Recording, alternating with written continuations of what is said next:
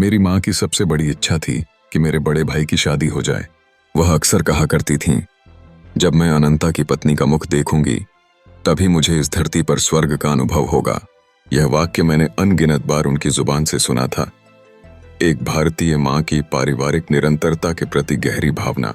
उस समय मेरी उम्र लगभग 11 वर्ष थी जब अनंता का विवाह तय हुआ। माँ कोलकाता में थीं और बड़े आनंद से विवाह की तैयारियां कर रही थीं।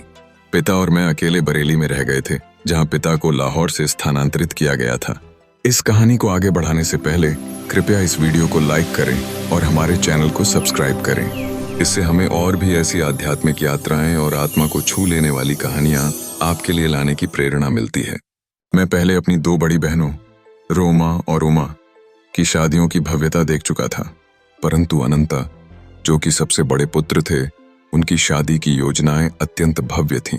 माँ दूर दराज से आ रहे रिश्तेदारों का स्वागत कर रही थीं, जिन्हें उन्होंने कोलकाता के 50 एमहर्स्ट स्ट्रीट स्थित एक नए बड़े घर में ठहराया था।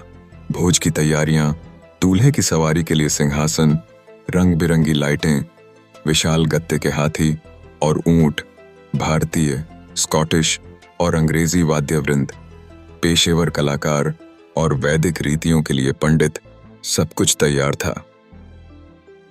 सब कुछ। पिता और मैं भी विवाह में सम्मिलित होने के लिए उत्साहित थे, लेकिन इसी बीच एक भयावह स्वप्न आया। यह बरेली की एक मध्य रात्रि की बात है। मैं पिता के साथ हमारे बंगले की बरामदे में सो रहा था।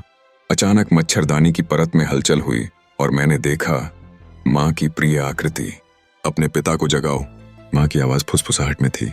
अगर मुझे जीवित देखना चाहते हो तो आज सुबह 4 बजे की पहली ट्रेन पकड़कर तुरंत कोलकाता आओ। और वह छवि विलीन हो गई। पिता, माँ मर रही हैं।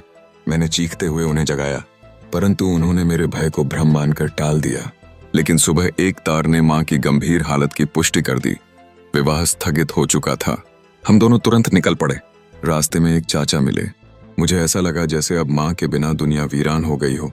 एक क्षण को मैं रेल की पटरियों पर कूदने का विचार भी करने लगा। माँ मेरे लिए सबसे प्रिय थीं।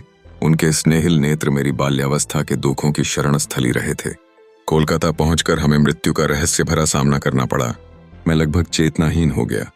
मैं परम माँ की ओर रुदन करता गया और अंततः उनकी दिव्य दृष्टि से शांति पाई। मैं ही हूं जो जन्म जन्मांतरों से तुझ पर मातृ स्नेह बनाए रखी हूं। जिन 2 काली आंखों को तू ढूंढ रहा है, उन्हें मेरी दृष्टि में देख।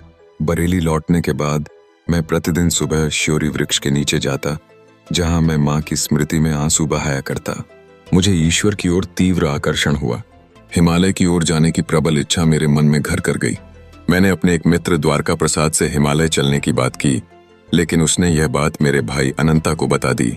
अनंता ने मुझे यह कहकर उपहास किया, तुम्हारे पास गेरुआ वस्त्र कहाँ है? सन्यासी बनने के लिए वह जरूरी है।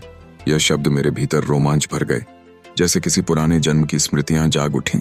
एक दिन मैं भागकर नैनीताल की ओर निकल पड़ा, लेकिन अनंता मुझे पकड़ लाए। मेरे लिए केवल श्योरी वृक्ष तक की यात्रा ही रह गई। मेरे 2 माताओं के लिए, एक मानवी, दूसरी दिव्य। माँ की मृत्यु के बाद पिता पहले से अधिक कोमल और आत्मीय हो गए। उन्होंने माँ की जगह स्वयं ली, लेकिन किसी और स्त्री से सेवा लेना स्वीकार नहीं किया। उन्होंने कहा, मेरी सेवा माँ के साथ समाप्त हो गई। अब किसी अन्य स्त्री से सेवा लेना स्वीकार नहीं। माँ की मृत्यु के 14 महीने बाद मुझे एक रहस्यपूर्ण संदेश मिला। अनंता ने मुझे माँ की मृत्युशैया के शब्द सुनाए और एक छोटी सी डिब्बी सौंपी, जिसमें एक रजत ताबीज, सिल्वर एम्यूलेट था। माँ ने कहा था कि यह ताबीज एक साधु की भविष्यवाणी से प्राप्त हुआ, जो उनके पास आया था और कहा था, माँ, तेरे जीवन की अंतिम बीमारी निकट है। यह ताबीज कल ध्यान में अपने आप तुम्हारे हाथों में प्रकट होगा। इसे अपने छोटे पुत्र मुकुंद को देना, जब वह संसार को त्याग कर परमात्मा की खोज में निकलेगा। यह ताबीज कुछ वर्षों बाद स्वयं विलीन हो जाएगा, चाहे उसे कितना भी छिपाकर क्यों न रखा जाए। माँ के देहांत के अगले दिन सचमुच ध्यान के समय यह ताबीज उनके हाथों में प्रकट हुआ। जब यह ताबीज मुझे मिला तो मेरे भीतर एक आलोक छलक उठा, जैसे पिछले जन्मों की स्मृतियां जाग गई हों। संस्कृत अक्षरों से जड़ा यह प्राचीन ताबीज मेरे अदृश्य मार्गदर्शकों का उपहार था। यह ताबीज कैसे लुप्त हुआ और कैसे इसका अंत मेरे गुरु के आगमन का संकेत बना, यह कहानी फिर कभी। परंतु वह छोटा लड़का जो हिमालय नहीं जा सका, वह प्रतिदिन अपनी ताबीज की उड़ान पर आध्यात्मिक यात्राएं करता रहा। अगर आपको ये वीडियो अच्छी लगी तो लाइक, शेयर एंड सब्सक्राइब करना ना भूलें। धन्यवाद।